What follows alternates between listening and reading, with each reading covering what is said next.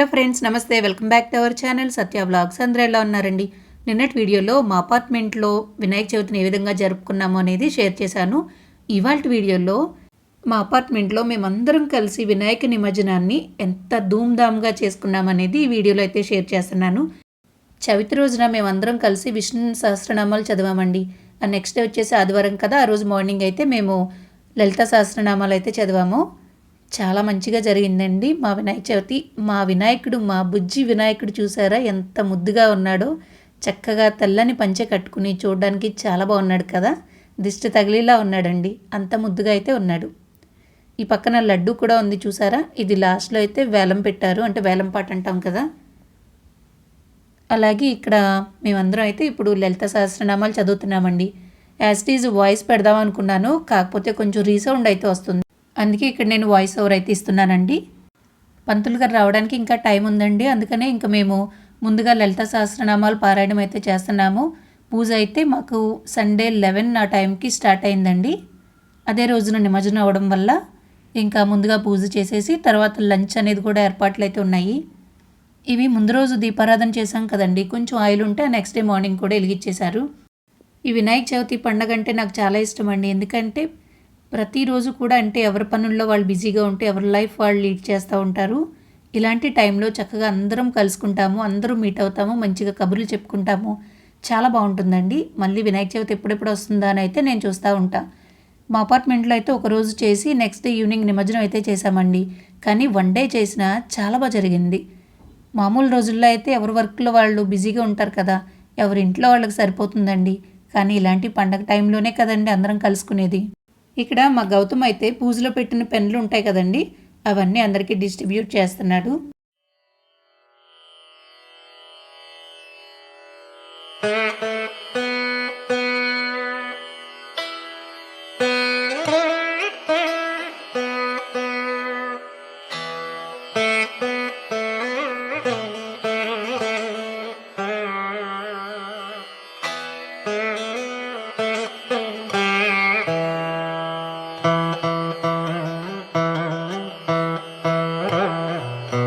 మా పారాయణం పూర్తయ్యేసరికి పంతులు గారు కూడా వచ్చేసారండి.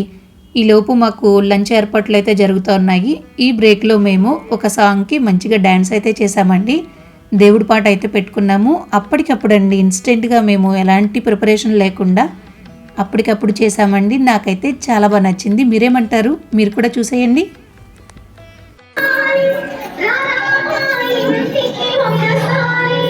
సాంగ్ ఏంటో అర్థమైందా మీకు? బృందావనమాలి. ఆ సాంగ్ అయితే ఇక్కడ నేను మ్యూట్ చేస్తున్నానండి, లేదంటే నాకు కాపీరైట్స్ వస్తాయి. మ్యూజిక్ యాడ్ చేస్తాను చూడండి.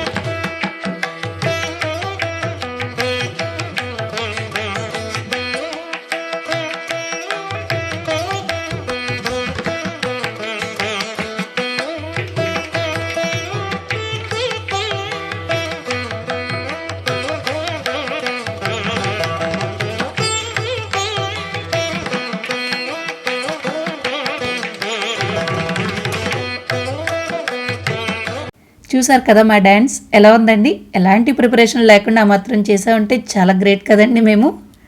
ఓకే అండి, ఇకపోతే ఇంకా ఈ ప్రోగ్రామ్స్ అన్నీ అయిన తర్వాత మధ్యాహ్నం లంచ్ కూడా కంప్లీట్ అయిపోయింది.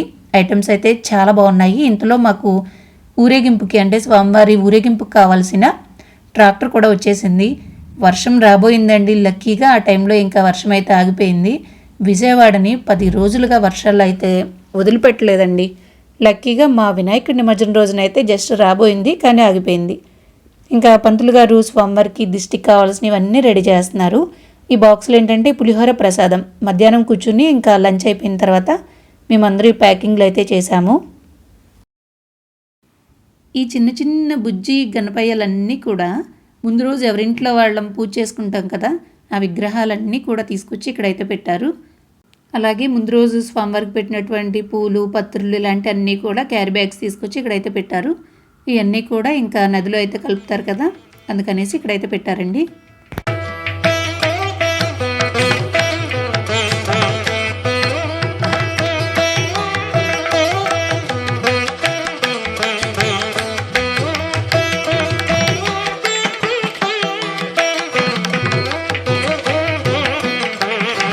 ఇంకా మధ్యాహ్నం లంచ్ అయిపోయిన తర్వాత ఎవరింటికి వాళ్ళు వెళ్ళి ఒక 1 అవర్ రెస్ట్ తీసుకుని మళ్ళీ కిందకైతే వచ్చామండి. ఇంతలోపు ఇక్కడ ట్రాక్టర్ని అయితే డెకరేషన్ అయితే చేస్తున్నారు. చూసారు కదా, చక్కగా పచ్చని అవి అరిటాకులతో అయితే డెకరేషన్ చేస్తున్నారు. అలాగే ఇక్కడ చిన్నపిల్లలు కూడా ఎంత చక్కగా పార్టిసిపేట్ చేస్తారంటే, అక్కడ పెట్టినటువంటి పత్రులు అలాగే చిన్న చిన్న వినాయక విగ్రహాలు ఇవన్నీ కూడా మంచిగా ట్రాక్టర్లో అయితే పెట్టేస్తున్నారండి. మీరే చూడండి.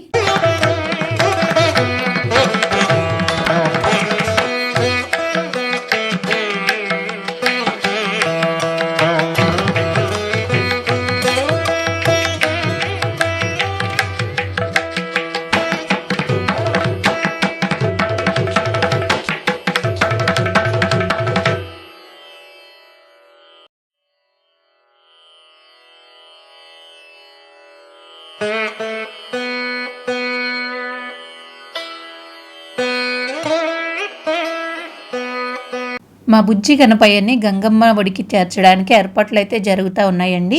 ఇంతలోనే తీన్మార్ డప్పులు కూడా వచ్చేసినాయి. ఇంకా డప్పులు వచ్చినాయి అంటే అసలు ఎంత హడావిడిగా వస్తుందంటే అందరికి కూడా నిజంగా చాలా బాగుంటాయండి ఆ డప్పుల సౌండ్. అది కూడా డ్యాన్స్ చేయడం రాని వాళ్ళకి కూడా డ్యాన్స్ వచ్చేస్తుంది. మీరే వినండి.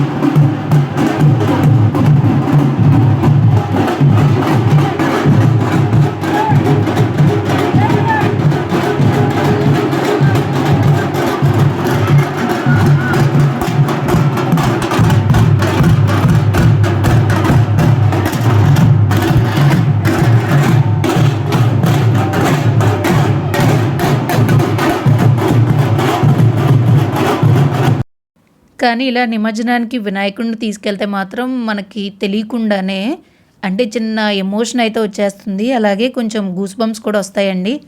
సేమ్ ఫీలింగ్ అండి నాకు ప్రతి సంవత్సరం కూడా ఇలాగే అనిపిస్తుంది. తెలియకుండానే కళ్ళంటైతే నీళ్ళు వచ్చేస్తాయి. ఏముంది మళ్ళీ నెక్స్ట్ ఇయర్ వినాయక చవితి ఎప్పుడు వస్తుందా అని ఎదురు చూస్తూ ఉంటాను. మీకు కూడా అలా అనిపిస్తుందండి? అనిపిస్తే నాకు కామెంట్ చేయండి. ఇక్కడ ముందు వినాయకుడు మండపంలో ఉన్నప్పుడు పంతులు గారు అయితే స్వామివారికి గుమ్మడికాయతో దిష్టి తీశారు. అలాగే ట్రాక్టర్ పైకి ఊరేగింపుకి స్టార్ట్ అవ్వకముందు ఇలా అన్నంతో పైన కొంచెం పసుపు కుంకుమ ఇవన్నీ వేసి కుంభంలో అయితే పెడతారు. ఇక్కడ మళ్ళీ స్వామివారు ఇలా ట్రాక్టర్ పైనకి ఎక్కిన తర్వాత గుమ్మడికాయతో దిష్టి అయితే తీస్తారండి.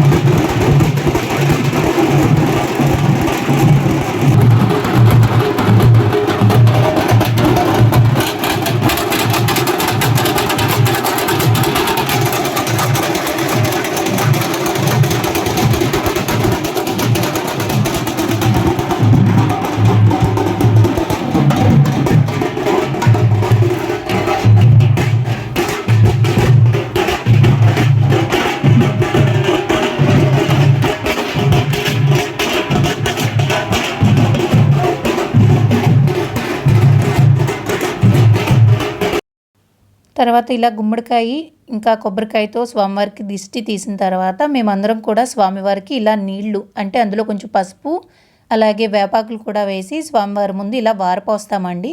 మేమందరం కూడా అంటే ప్రతిరోజు కూడా ఇదే ద్వారాల నుండి అంటే ఇదే గుమ్మాల నుండి బయటకు వెళ్తూ వస్తూ ఉంటాం కదా.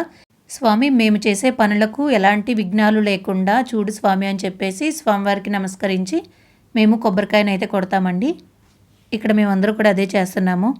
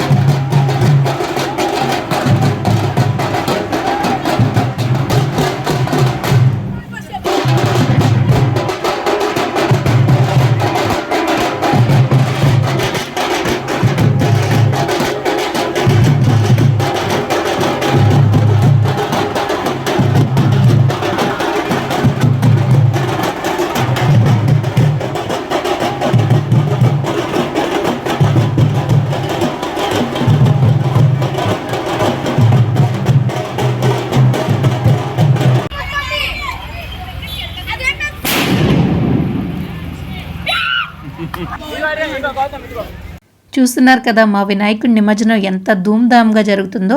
అలాగే లడ్డు వేలంపాటు కూడా అయిందండి. ఇప్పుడు ఫోటో చూసారు కదా మీరు, నా పక్కనే నుంచున్న ఎల్లో శారీ అమ్మాయి వాళ్ళైతే లడ్డూని వేలంపాట్లో అయితే గెలుచుకున్నారండి. 46,116 అయితే లడ్డు పలికింది. అలాగే ఇక్కడ స్వామివారి ఊరేగింపు అయితే ఇంకా కొనసాగుతూ ఉంది. మాకు దగ్గరలోనే వినాయకుడి గుడి ఉంది కదండి, అక్కడికి కూడా వెళ్తున్నాము ఇప్పుడు. అంటే మేము ఈ వినాయకుడితో పాటు అక్కడి వరకు వెళ్తాము. అలాగే అక్కడ వినాయకుడిని కూడా, అంటే అక్కడ పెట్టిన వినాయక విగ్రహాన్ని కూడా మా వినాయకుడితో పాటే నిమజ్జనానికి అయితే ఏర్పాట్లు చేశారండి. ఇంతవరకు ఈ వీడియో చూసారంటే మీకు తప్పకుండా నచ్చే ఉండొచ్చు. నచ్చితే తప్పకుండా లైక్ చేయండి. అలాగే ఆ స్వామివారి ఆశీస్సులు మీ అందరిపైన కూడా ఎల్లవేళలా ఉండాలని కోరుకుంటున్నాను.